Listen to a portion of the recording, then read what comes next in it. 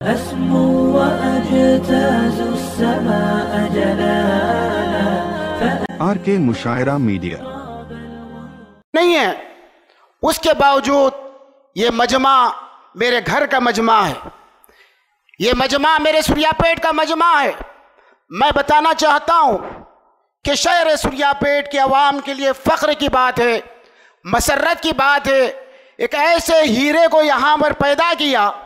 ये हीरा आज सिर्फ सूर्यापेट के हद तक महदूद नहीं है, बल्कि अल्लाह रब्बुल इज़्ज़त कार नबूवत का एक बहुत बड़ा काम तेलंगाना, आंध्र प्रदेश के अलावा मुख्तलिफ रियासतों के अंदर ले रहा है। अभी आपने एक नौजवान आलिम दीन शाहिद मज़ाहिरी साहब के ज़बान से सुना, वो कार नबूवत की अहम जिम्मेदारी को अपने कंधों पर उठाकर दिन रात मेहनत में लगे हुए रहते हैं, जो सैकड़ों मसाजिद की तामीर अमल में ला चुके हैं। हमारे ज़िला सूर्यापेट के अंदर कई मुआज़ात के अंदर हज़रत की जानिब से बनाई हुई मसाजिद आज भी अल्हम्दुलिल्लाह मौजूद है, वहाँ पर मकतबों का क़ियाम चल रहा है। भाई बुजुर्गों, दोस्तों, वो हीरा कोई दूसरा नहीं है, वो सूर्यापेट के हमारे बुजुर्ग मुअज़्ज़ज़ शख्सियत जनाब मौलवी मोहम्मद क़ासिम अली साहब, जो हमारे चचा हैं, मौलाना अमजद साहब क़ासमी, जो मेरे उस्ताद मोहतरम है, हाल मुक़ीम अमेरिका हैं, उनके क़ासिम अली साहब के साहबजादे, जो बेपनाह सलाहियतों के हामिल हैं, जो बेबाक शोला बयान तकारीर के ज़रिए से आज पूरे मुल्क के अंदर एक जहेद बना चुके हैं, एक मुकाम हासिल कर चुके हैं। मैं आपको आगे बताता चलो, वो एक मस्जिद के ख़तीब है, उनका बयान मस्जिद के अंदर होता है, वो मस्जिद से बाहर निकलते नहीं, उनकी कैसेट फरमाते हैं कि बन जाती है। मेरी मुराद है, मैं वक्त को ज़ाय के बग़ैर हमारे शहर सूर्यापेट का वो हीरा, वो बेबाक, वो नौजवान आलिम दीन मौलाना अरशद अली साहब क़ासमी दावत बरकातुहुम, सेक्रेटरी मजलिस तहफ़्फ़ुज़ ख़त्म नबूवत तेलंगाना आंध्र प्रदेश, खतीब मस्जिद हिज़ारम से अदबन गुजारिश करता हूँ कि तशरीफ़ लाए, अपने कीमती खिताब से हम सबको मुस्तफ़ीद फरमाए। अल्हम्दुलिल्लाहि रब्बिल आलमीन वल आक़िबतु लिल मुत्तक़ीन वस्सलातु वस्सलामु अला सय्यिदिल अंबियाइ वल मुरसलीन मुहम्मदिन व अला आलिहि व अस्हाबिहि व अज़वाजिहि व ज़ुर्रिय्यातिहि व अहलि बैतिहि अजमईन इला यौमिद्दीन। अम्मा बअदु फ़क़द क़ाल अल्लाहु तबारक व तआला फ़िल क़ुरआनिल मजीद वल फ़ुरक़ानिल हमीद फ़अऊज़ु बिल्लाहि मिनश शैतानिर रजीम बिस्मिल्लाहिर रहमानिर रहीम।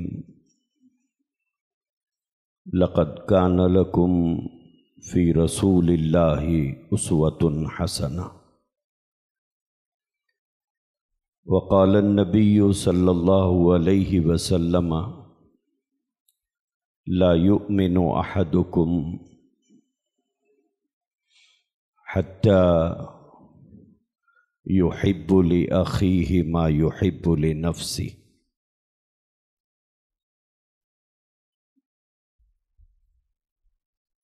काबिल क़द्र सदर जलसा, उलमाए किराम, बुजुर्गान मुहतरम, नौजवान दोस्तों और भाइयों,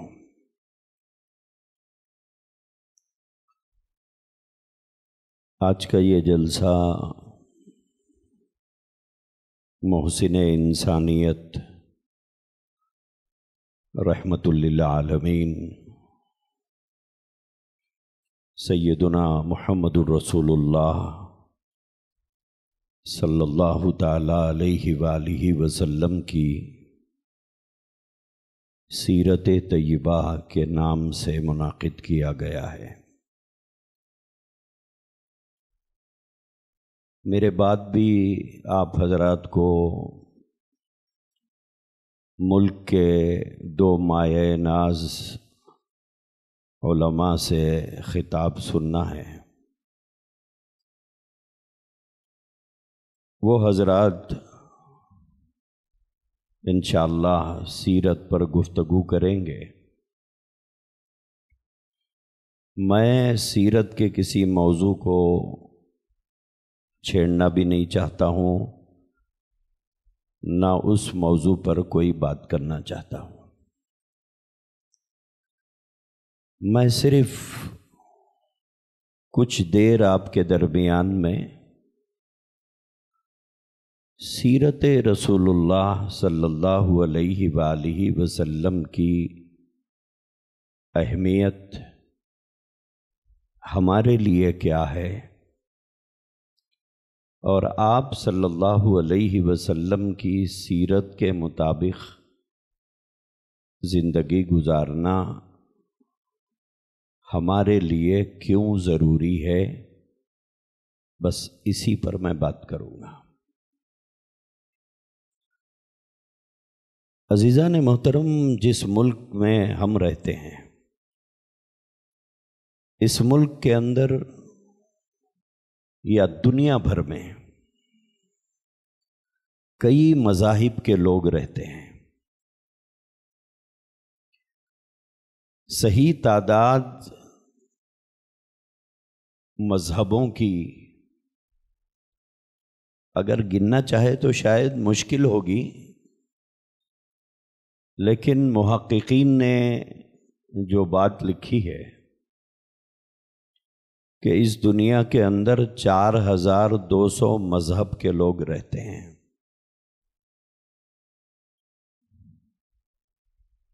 4200 मज़हब हैं इस दुनिया में।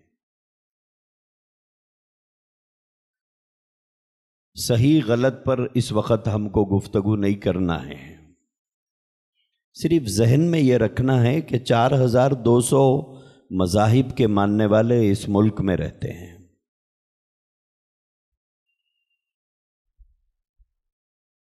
हर मज़हब का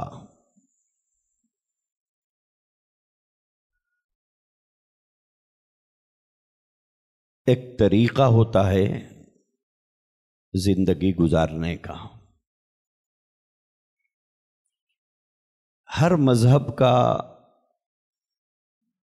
मानने वाला उन मजहबी तरीक़ों के मुताबिक ज़िंदगी गुजारता है।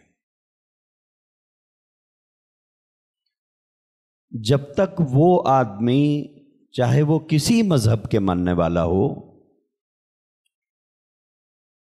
अपने मज़हब के बताए हुए तरीक़ों और अपने मज़हब के बताए हुए उसूलों और अपने मज़हब के बताए हुए रास्ते पर चलता रहता है, जब तक उसकी पहचान रहती है कि इसका फला मज़हब से ताल्लुक़ है।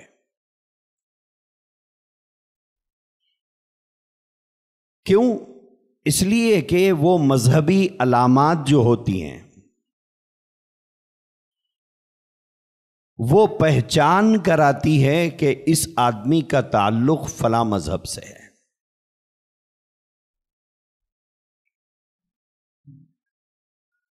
और जिस दिन उस मज़हब का मानने वाला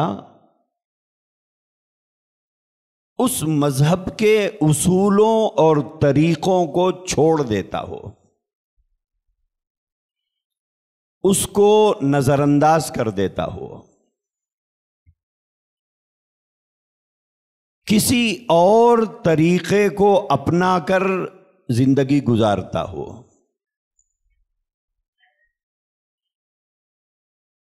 उस वक्त में उसकी जो मजहबी पहचान होती है,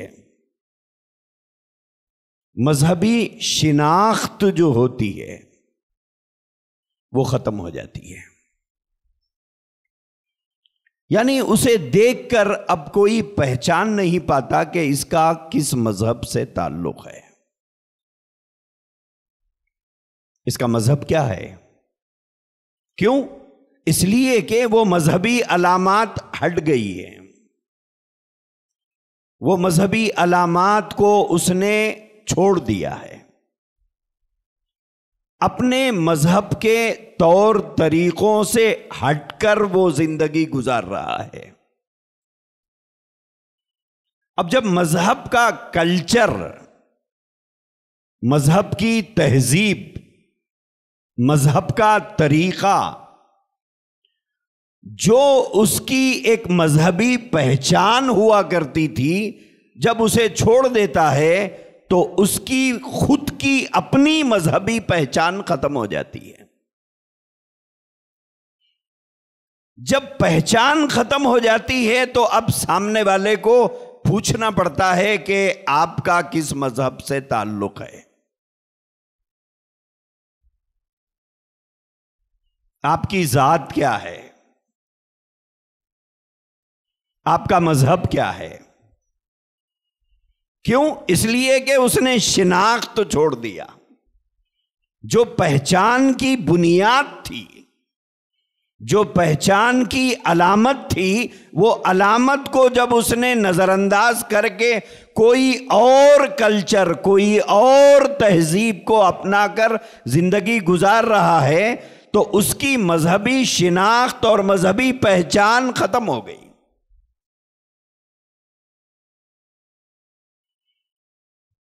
पूछने वाला मजहब भी पूछता है, जात भी पूछता है। अब उसे अपना तारुफ खुद कराना पड़ता है कि मैं किस मजहब से ताल्लुक रखता हूं। लेकिन जो लोग अपने मजहबी तौर तरीकों को नहीं छोड़ते, अपना कल्चर नहीं छोड़ते, अपनी तहजीब नहीं छोड़ते, अपने मजहब के तौर तरीकों को नहीं छोड़ते, तो उन्हें बताना नहीं पड़ता है कि उनका किस मजहब से ताल्लुक है। हम देखते ही पहचान लेते हैं कि ये फला मजहब से इसका ताल्लुक है। मैं अब उन मजहबी लोगों का या उन मजाहिब का नाम लेना नहीं चाहता। कई लोग हैं जिनके बदन के कपड़ों को देखकर आप पहचान लेते हैं कि ये फला मजहब से ताल्लुक रखता है, या उनके पेशानी पर लगी हुई अलामतों से पहचान लेते हैं कि इनका फला मजहब से ताल्लुक है, या उनके बदन पर पड़ी हुई डोरियों को देखकर पहचान लेते हैं कि इनका फला मजहब से ताल्लुक है, या उनके बदन पर पड़े हुए काले कंबल और उनके हाथ में ली हुई लाठी को देखकर पहचान लेते हैं कि ये फला मजहब से ताल्लुक रखता है।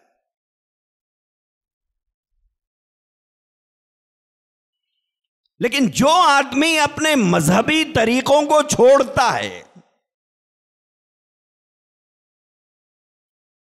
तो फिर उससे वो अपनी पहचान को गुम कर देता है।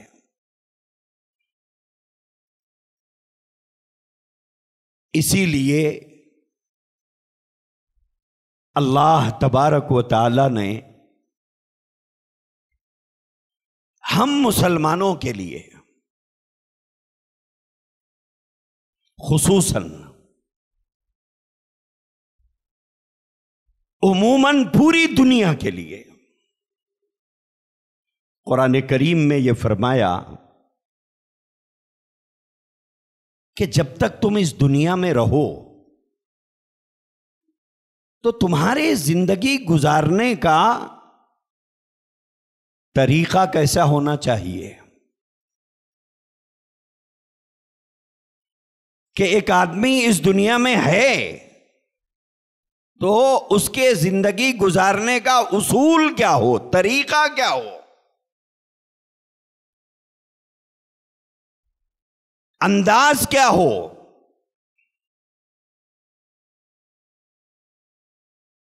बहैसियत एक बाप के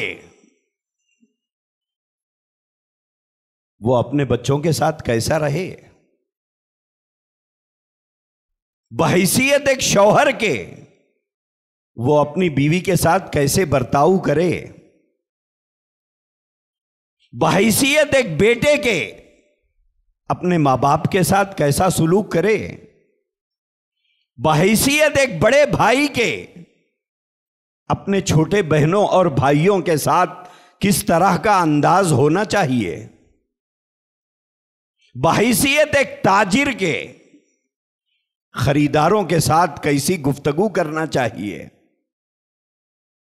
बहैसियत एक खरीदार के बेचने वाले से किस अंदाज से बात करना चाहिए, बहैसियत एक पड़ोसी के एक पड़ोसी के साथ किस तरह सुलूक करना चाहिए, बहैसियत एक बड़े के छोटों के साथ कैसा सुलूक होना चाहिए, बहैसियत एक छोटे के अपने से बड़ी उम्र वालों से कैसा बर्ताव होना चाहिए।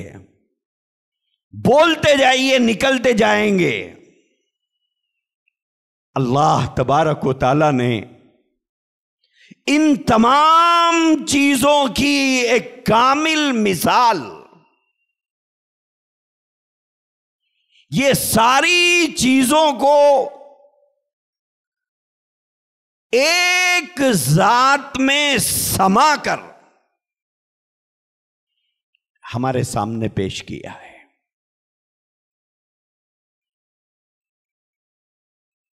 तुम बाप हो तो कैसे रहना है इन्हें देखिए, तुम बेटे हो कैसे रहना है आपको देखिए, तुम शौहर हो कैसे सुलूक करना है बीवी के साथ, यह नमूना तुम्हारे सामने है। बहैसियत खरीदार तुम्हें कैसा सुलूक करना है इन्हें देखिए। एक ही जात में सारी खूबियां जमा करके परवरदिगार आलम ने जनाब मोहम्मदुर रसूलुल्लाह सल्लल्लाहु अलैहि वसल्लम को हमारे सामने पेश किया। हमें दर दर की ढोकरें खाने का मोहताज नहीं बनाया कि मैं बाप हूं तो किसको देखकर सीखूं कि मैं हैसियत बाप, मेरा रूल कैसा होना चाहिए। कोई शौहर बने तो उसे परेशान होने की जरूरत नहीं कि किससे मैं तरबियत हासिल करूं। बहैसियत एक ताजिर कैसे तरीके सीखूं। अल्लाह ने हमें इन मोहताजी से बिल्कुल बरी कर दिया और वो सारी खूबियां, वो सारे कमालात, वो सारी अच्छाइयां जो इस दुनिया के पैदा करने वाले खालिक वो मालिक को पसंदीदा है, वो सारी खूबियां और कमालात एक ही जात के अंदर जमा करके हमारे सामने पेश किया और पेश करके फरमाया लक़द काना लकुम फी रसूलिल्लाहि उस्वतुन हसना। क्या लोगों, तुम्हारे लिए बेहतरीन नमूना, जिंदगी गुजारने के लिए एक बेहतरीन मिसाल, एक बेहतरीन अंदाज, एक बेहतरीन तौर तरीका जो तुम्हारे रब को पसंदीदा है, वो तुम्हें कहीं और तलाश करने की जरूरत नहीं। वो सारे कमालात का मालिक, वो सारी खूबियों के मालिक, वो सारी अच्छाइयों के मालिक ना आज से पहले हमने कभी पैदा किया, ना आज के बाद क़यामत तक हम पैदा करेंगे। वो कौन है? फी रसूलिल्लाहि उस्वतुन हसना। ये सारी खूबियां, ये सारे कमालात, ये सारी अच्छाइयां जिसको देखकर एक सलीमुल फितरत, एक सही मिजाज रखने वाला आदमी उछल पड़े कि इससे अच्छा अंदाज कोई और हो नहीं सकता, जिसको देखकर इंसानियत चीख पड़े, इससे बेहतर जिंदगी गुजारने के नमूने कहीं मिल नहीं सकते, ये सारी खूबियां हमने तुम्हारे रसूल की जात में रखे। लक़द काना लकुम फी रसूलिल्लाह उस्वतुन हसना। अल्लाह ने सैयदुना मोहम्मद रसूलुल्लाह सल्लल्लाहु अलैहि वसल्लम की जाते मुकद्दस को हमारे सामने पेश किया और ये फरमाया कि लोगों, ये मेरे महबूब हैं, ये मेरे महबूब हैं। इनकी जिंदगी का जो अंदाज है,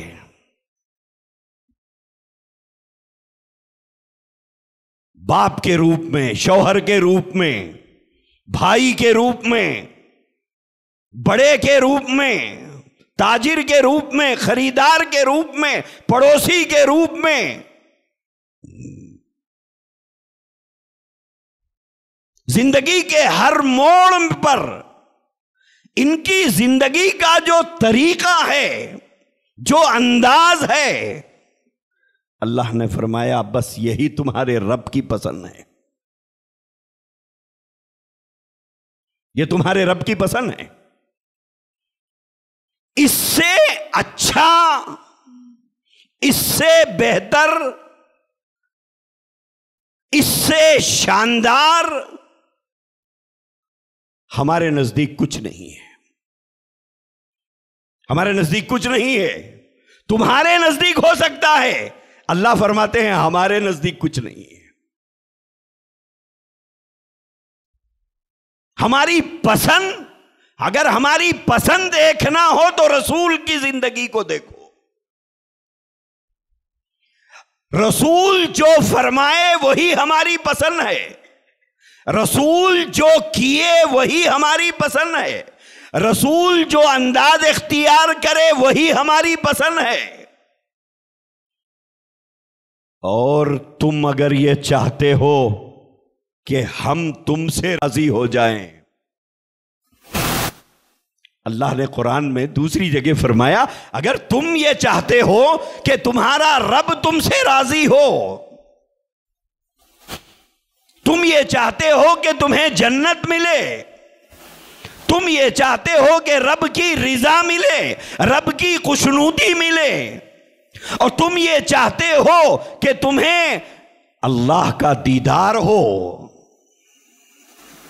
अगर तुम ये चाहते हो कि तुम्हारे उठते हुए हाथ और तुम्हारी जुबान से निकली हुई दुआएं बारगाह इलाही में कबूलियत से सरफराज कर दी जाएं,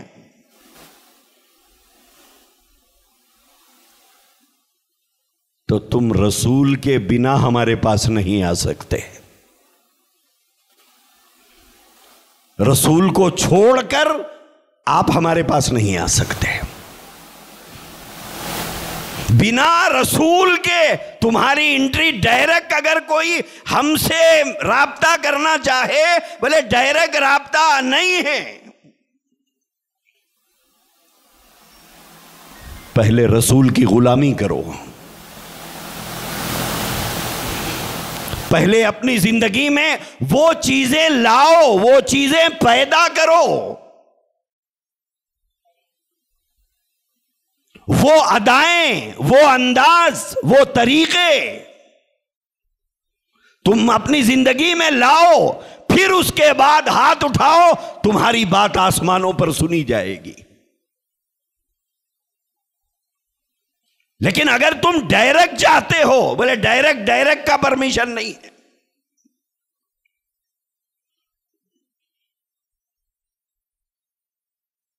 तो मेरे अजीज भाइयों, अल्लाह के नजदीक सैयदुना मुहम्मदुर रसूलुल्लाह सल्लल्लाहु अलैहि वसल्लम का छोड़ा हुआ उस्वा और नमूना सबसे ज्यादा पसंदीदा है। आपके उस्वे को, आपके तरीके को, आपकी सीरत को, आपके फरमान को, आपके तौर तरीकों को नजरअंदाज करके छोड़कर कोई रब को राजी नहीं कर सकता।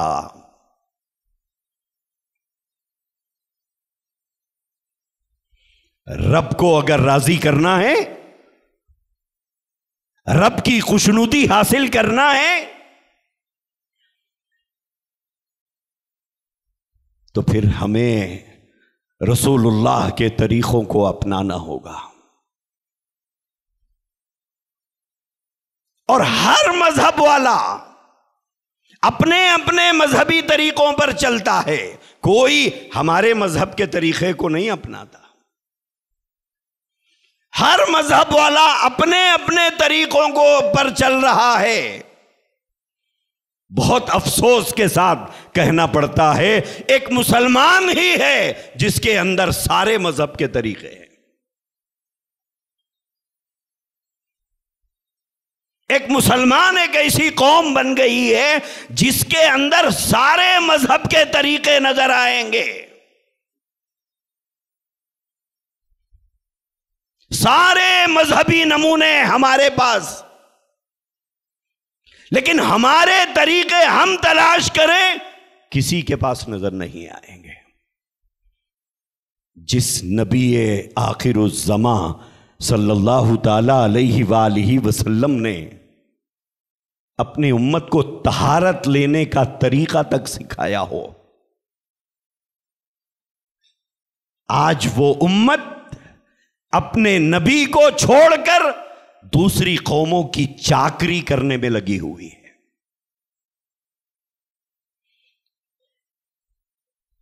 वो नबी जनाब मोहम्मद रसूलुल्लाह सल्लल्लाहु अलैहि वसल्लम अपनी उम्मत के लिए एक एक अमल करके बताया कि तुम्हें कब, कहां, कैसे जिंदगी गुजारना है। आज हमने उसे छोड़ दिया और हमारा तसव्वुर यह है कि साहब ये तो 1400 साल पुराने तरीके हैं।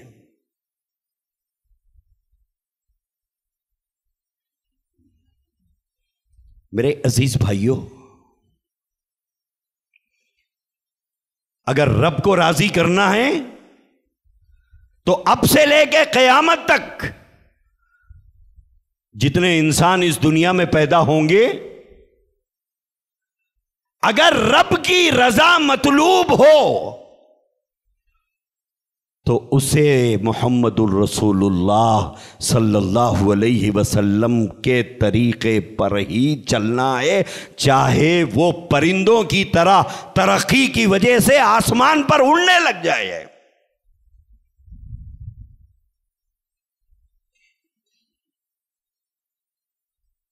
तरक्की की वजह से जानवर हवाओं में फ्लाई करने लग जाए, लेकिन रब की रजा तरीक़े रसूल में है। आज हमारी जो कैफियत है, जो सूरत हाल हमारी है, वो ये है कि हमारे क्या जवान, क्या बूढ़े, क्या मर्द, क्या औरतें, इन सबको अपने मजहब का तरीका अच्छा नहीं लग रहा है।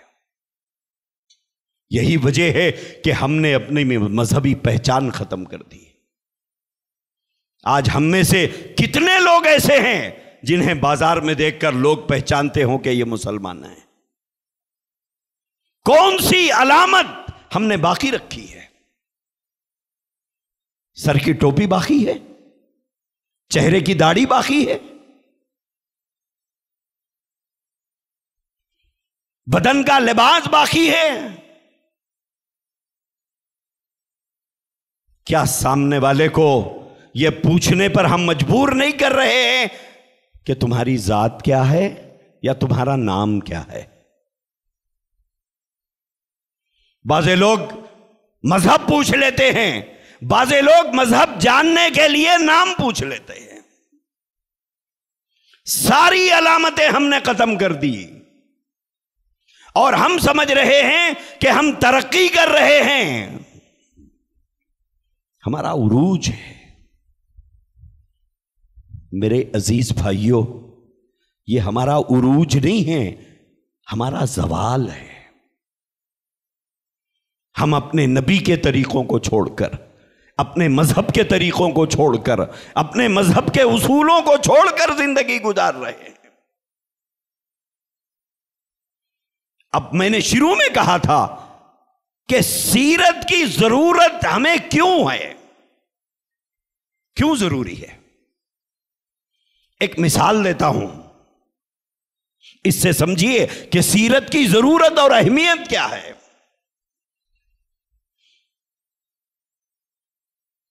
आज कई घराने ऐसे हैं जहां बाप बेटे के खिलाफ है तो कहीं बेटा बाप के खिलाफ है, कहीं सास बहू का पंगा चल रहा है तो कहीं ननन भावज में लड़ाई है, कहीं देवरानी जेठानी में जंग चल रही है और कहीं भाई भाई का दुश्मन बना हुआ है, कहीं बहन भाई की दुश्मन बनी हुई है। सालों हो गए एक दूसरे का चेहरा देखने तैयार नहीं। वजह हर बात की अलग अलग वजह है, हर लड़ाई की वजह अलग अलग है।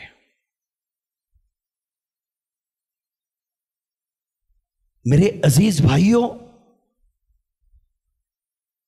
हर एक को इस बात का शिकवा है कि ये मेरी नहीं सुनता। बाप को शिकवा है कि बेटा नहीं सुनता। बेटा कहता है कि मेरे सर के बाल सफेद हो गए, कब तक आपकी सुनूं, मैं अपनी कब चलाऊं। बड़ा भाई कहता है कि छोटा मेरी नहीं सुनता। छोटा कहता है कब तक आपकी सुनूं।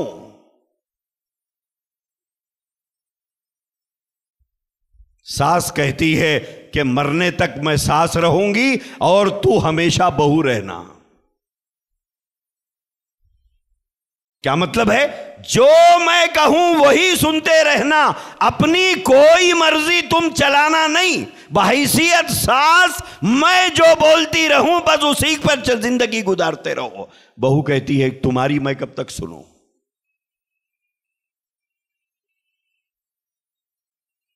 आप सोचते जाइए, इसी बात का झगड़ा है, इसी बात पर लड़ाई है, इसी बात पर इख्तलाफ है, इसी बात पर इंतशार है,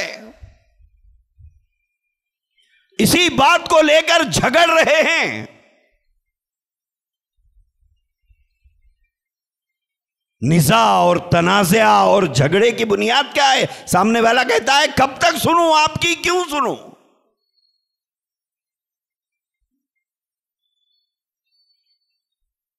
कोई ये कहने तैयार है कि बेटा मेरी न सुन,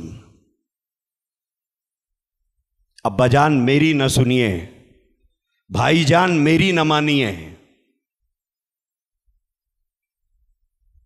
देवरानी जेठानी से कहे कि मेरी ना सुन, ठीक है। उसकी सुनने तैयार है जिसने तुझे और मुझे पैदा किया है। चल न तेरी न मेरी, न तू न मैं भी जिद छोड़ूं, तू भी जिद छोड़। हम उसकी बात क्यों न माने जो तेरा और मेरा पैदा करने वाला है, तेरा और मेरा राज़िक है, तेरा और मेरा मालिक है, तेरी और मेरी जिंदगी का मालिक है, तेरी और मेरी जिंदगी सेहत और बीमारी का मालिक है, तेरी और मुझ मेरी खुशी और गमी का मालिक है। वो मालिक क्या कह रहा है? वो मालिक कह रहा है, लक़द कान लकुम फी रसूलिल्लाहि उसवतुन हसना। लड़ाई किस बात की, झगड़ा किस बात का, पंगे किस बात को लेकर? मैंने तुम्हारे सामने मेरे हबीब और मेरे महबूब, मेरे रसूल को मैंने भेजा है, इसीलिए भेजा है।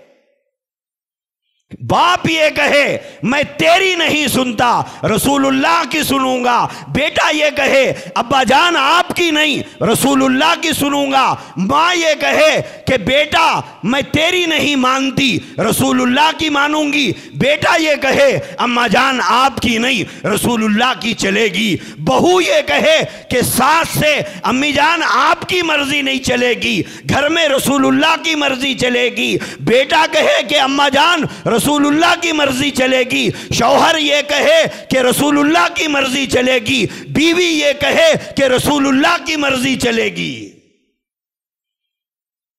उस घर में झगड़ा होगा,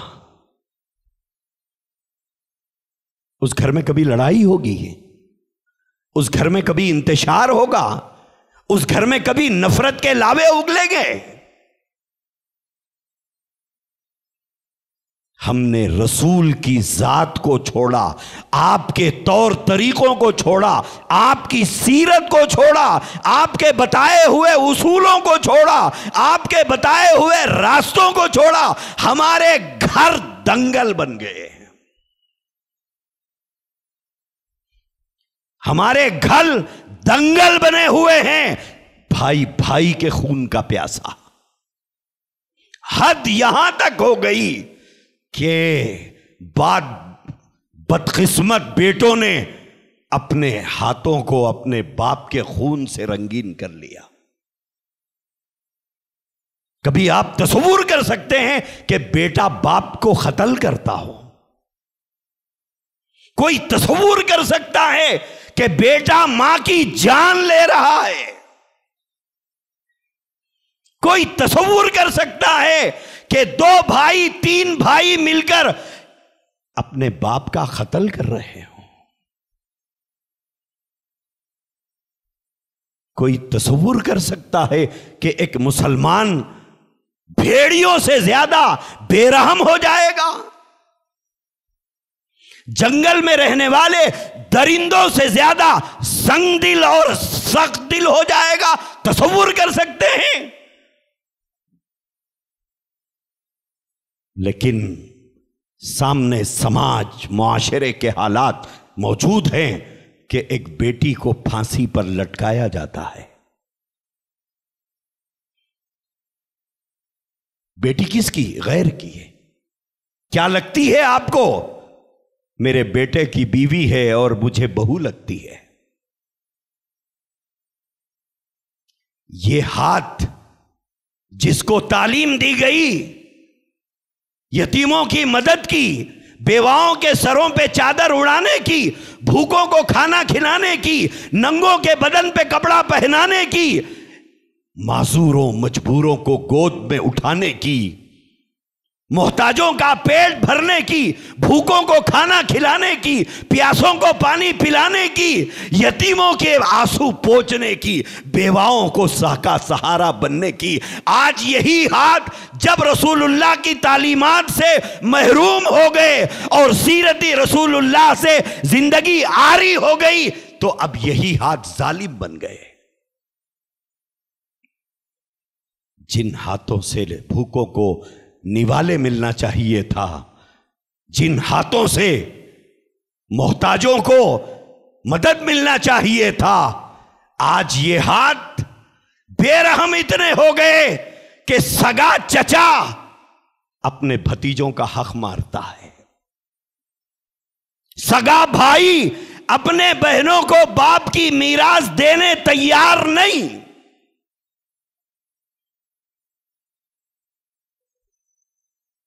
जिस मां के पेट से जन्म लिया हो, जिस मां के पेट में 9 महीने तक रहा हो, 2 साल तक जिस मां का दूध पिया हो, होश संभालने तक जिस मां ने इसकी गंदगी साफ करके इसको बड़ा किया हो, रसूलुल्लाह की तालीमात से महरूम होकर यही बेटा अपने मां का खून का प्यासा है और उस मां की मौत का इंतजार कर रहा है। जिस जिंदगी में रसूल की सीरत का अक्स न हो, परतव न हो, छांव न हो, तरीका न हो, वो इंसान की शक्ल में एक दरिंदा बन जाता है। हमने पहचाना कहां अपने नबी को? हमने पहचाना किस चीज को? माल को, दौलत को, जमीन को, जर को, जायदाद को, मकानात को, दुकानात को, इसी को पहचाना। हमने रसूल को कहां पहचाना? इसीलिए हमारे दिलों में रसूल की अजमत है कहां पर?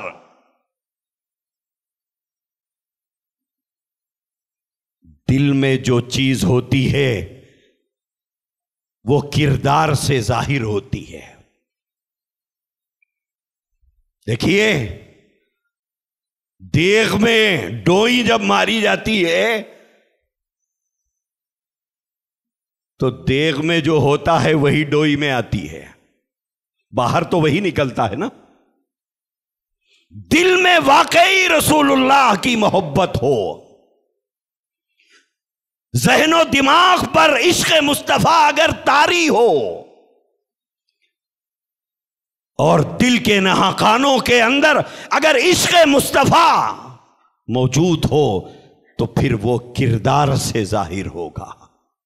उसका उठना, उसका बैठना, उसका फिरना, उसका चलना बताएगा कि ये रसूलुल्लाह का गुलाम है, ये आशिक़े मुस्तफ़ा है, इसके दिल में इश्क़ मुस्तफ़ा है। उसके जिंदगी के तौर तरीके बताएंगे। उसके दिल में जलने वाली इश्क़ मुस्तफ़ा की आग उसे गैरों के तरीके पर चलने के लिए नहीं जाने देगी। वो इश्क, वो मोहब्बत तकाजा करेगी कि तेरा रास्ता ये नहीं है, तेरा रास्ता तो ये है। हमने अपने नबी को पहचाना ही कहां पर है? और जिन्होंने पहचाना उनकी जिंदगी का रंग कुछ और था। लेकिन एक बात याद रखें, आज भी हमारे घर जन्नत बन सकते हैं, शर्त यह है कि हमारे घर का हर फर्द सीरत रसूलुल्लाह और तरीक़े रसूलुल्लाह के मुताबिक जिंदगी गुजार ले। कि भले नहीं आपकी नहीं, मेरी नहीं, आपकी भी नहीं, मेरी भी नहीं, फिर किसकी? बोले उसकी जिसको तुम भी मानते हो, मैं भी मानता हूं। आप बताइए, कोई झगड़ा बाकी रहेगा? कोई इख्तिलाफ रहेगा? कोई इंतशार रहेगा?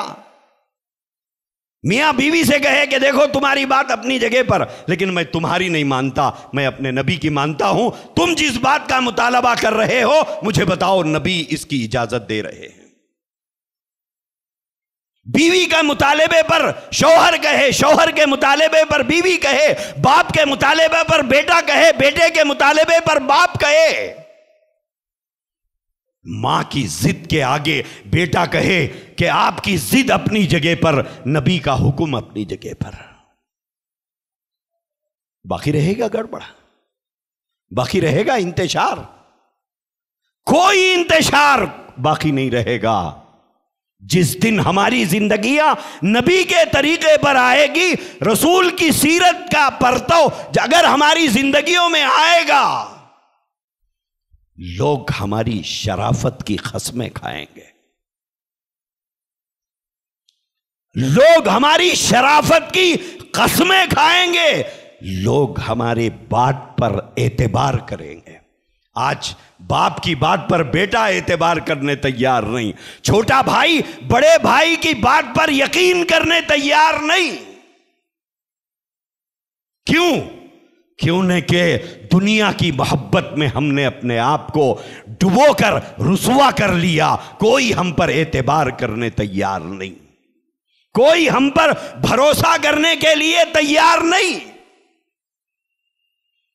समाज में, मुआशरे में, बाजार में, गैर अक़वाम के सामने, गैर कौमों के बीच में कौन है जो हमारी शराफत की, जो हमारे वादे की, जो हमारी जुबान की सच्चाई की गवाही देने तैयार हो?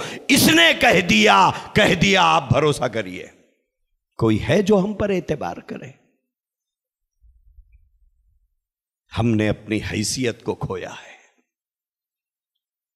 नबी के बताए हुए रास्ते को छोड़कर, नबी के बताए हुए तरीके को छोड़कर, नबी के बताए हुए उसूलों को छोड़कर हम खुश हैं। 4 कौड़ियां पैसों की शक्ल में मिल गई तो अब हमारे पैर जमीन पे नहीं टिक रहे हैं। अरे साहब, मैं लखपति हूं, मैं करोड़पति हूं, मैं फलाना हूं, मैं चुलाना हूं, मैं चुलाना हूं।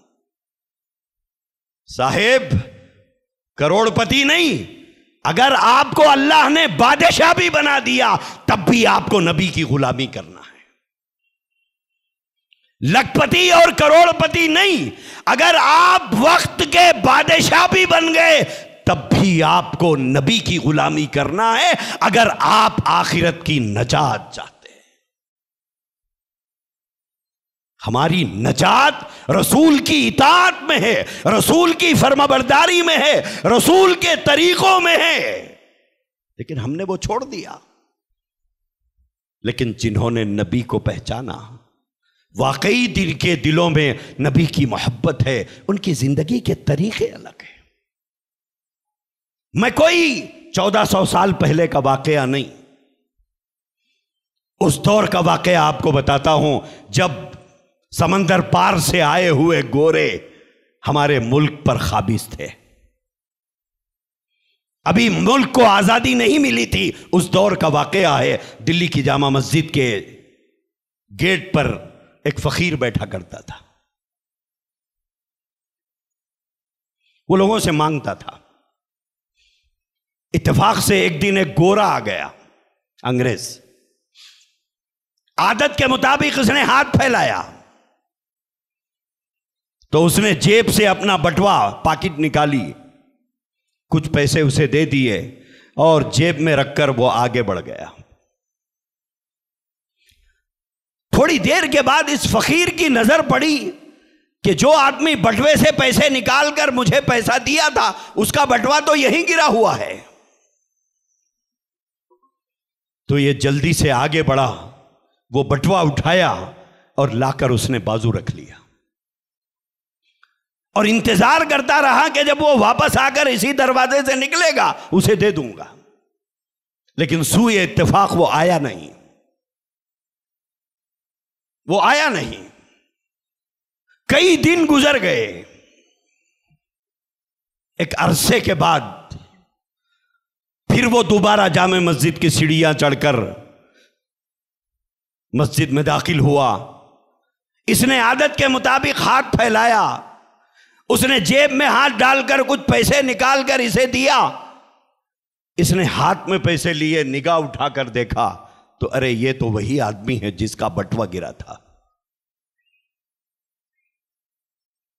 तो उसने अपनी गुदड़ी से वो थैलियां जो थी उसमें तलाश किया। बोले साहब ठहरिए जरा। वो पाकिट निकाली और निकाल कर कहा कि कुछ अरसा पहले आप यहां आए थे, आज की तरह मैंने तुमसे मांगा था, तुमने मुझे पैसे दिए थे और जेब में रख लिए। शायद वो जेब में नहीं गई, नीचे गिर गई थी। मेरी नजर थोड़ी देर के बाद पड़ी, बहुत देर तक तुम्हारा इंतजार करता रहा लेकिन नहीं आए, तो मैंने उसको हिफाजत के साथ रखा है, ये आपकी अमानत है, ले लीजिए। उसने बटवा खोला, देख के हैरान है कि 1 रुपया इधर से उधर नहीं है। जितने पैसे थे वो सारे मौजूद हैं। तो उस गोरे ने इस फकीर से इस फकीर से पूछा कि इसमें से कुछ लिए हो? बोले नहीं साहिब, एक हब्बा नहीं लिया। बोले क्यों नहीं लिए? क्यों नहीं लिए?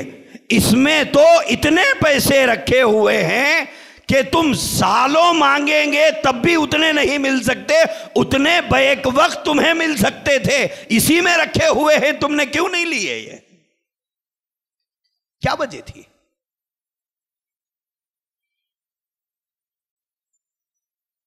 उस फकीर का जवाब सुनो, उसके बाद सोचो वो बेहतर था या हम बेहतर है।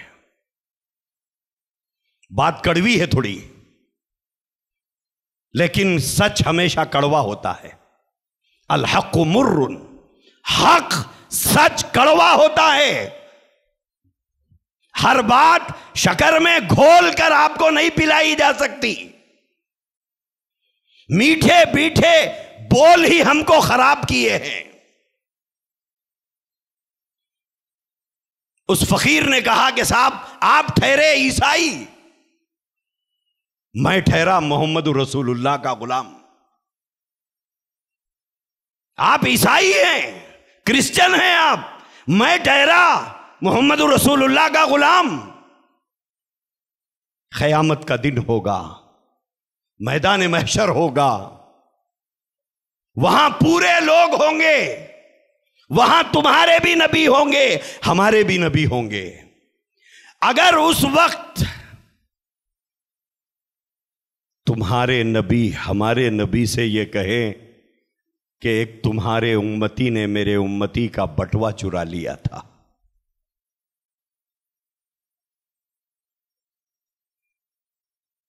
अगर तुम्हारे नबी यानी हजरत ईसा अलैहिस्सलाम अल्लाह के रसूल के पास आकर कहें कि ये तुम्हारा उम्मती मेरे इस उम्मती का बटवा चुरा कर दबा लिया था,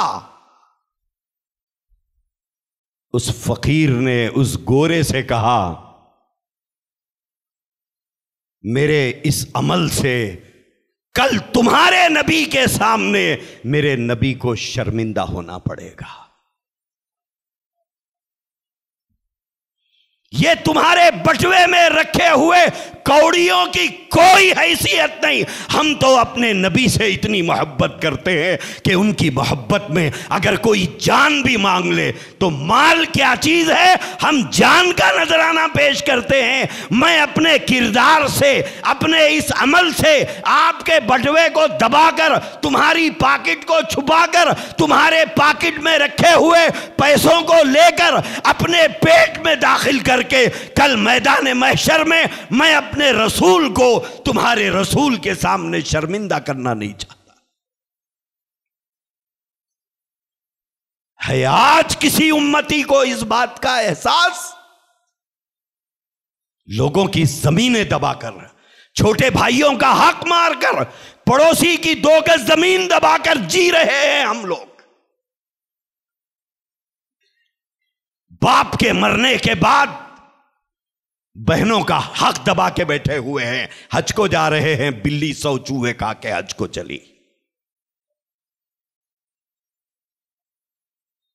छोटा भाई मर गया, उसके मासूम यतीम बच्चे हैं, दिल में, सीने में दिल नहीं है, पत्थर की सिल है, जिसको यतीम भांजों और भतीजों पर भी तरस नहीं आता। ये रसूलुल्लाह के उम्मती हैं। क्या तरीका, क्या नमूना अल्लाह के नबी ने हमारे लिए छोड़ा, क्या जिंदगी गुजारने के उसूल और तरीके हमारे नबी ने बताए। आज हमने वो सब कुछ छोड़ दिया।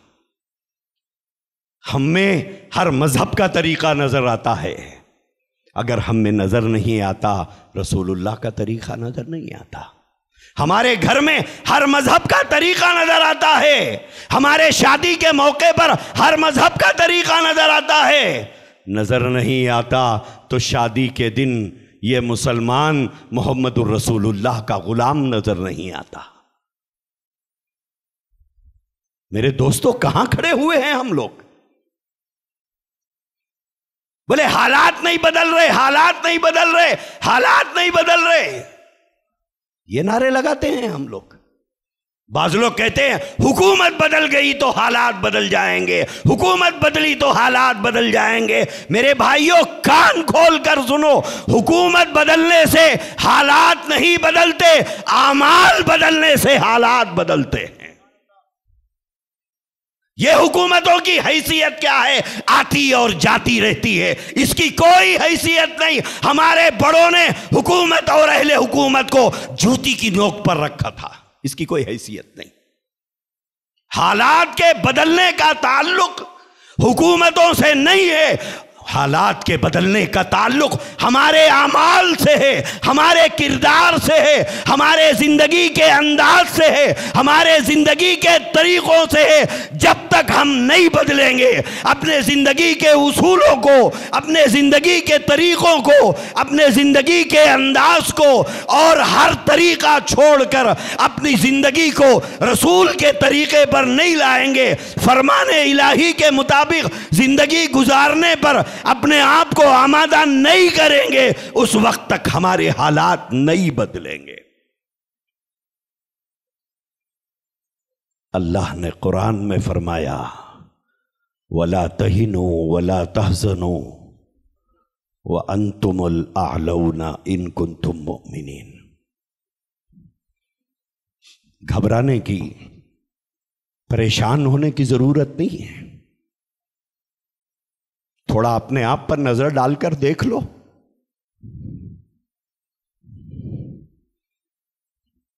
घबराते क्यों हो?